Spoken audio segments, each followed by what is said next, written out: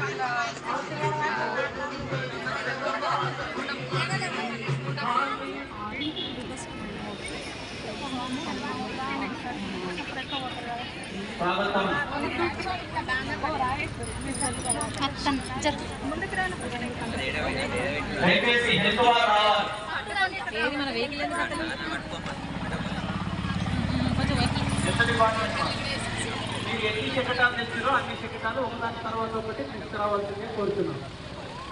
Solar ప్లాంట్లు, అదేవిధంగా మేకలు, గొర్రెల పంపిణీ పథకం డిఆర్డీఓ ద్వారా,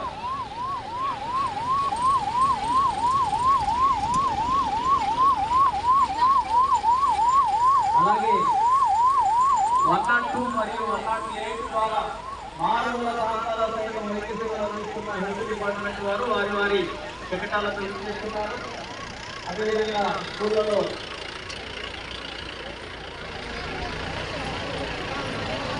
చిన్నారులకు కూడా వైద్య సదుపాయాన్ని అందిస్తున్నారు. ఆయా శకటాలు ఆంధ్రప్రదేశ్ ద్వారా అన్ని పాఠశాలల్లో సైతం వారు వైద్య సదుపాయాన్ని అందిస్తున్నారు. సంగీ ద్వారా చిన్నారులకు కిషోర బాలికలకు అదేవిధంగా విడిపోయిన జంటలను కలపడం, అనేక గొప్ప కార్యక్రమాలు మానసిక కూడా స్వాగతం పలుకుతున్నాం. అలాగే ఎండాకాలంలో కానీ ఏ కాలంలోనైనా మండలానికి పై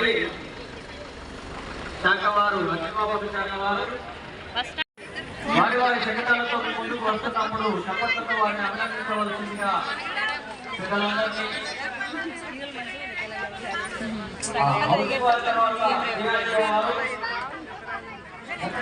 ఎన్ఆర్ఏజీఎస్ ఉన్న పథకం ఇప్పుడు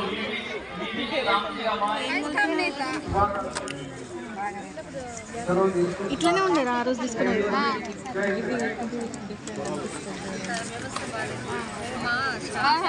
రెండు డబ్బాలు తీసుకున్నాం.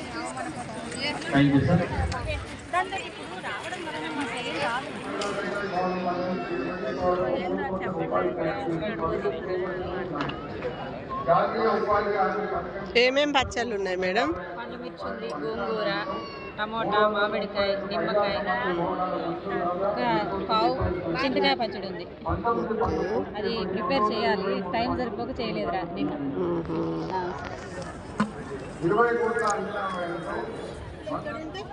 వాళ్ళ రైతుల దగ్గర నుంచి పాల్గొంటారా?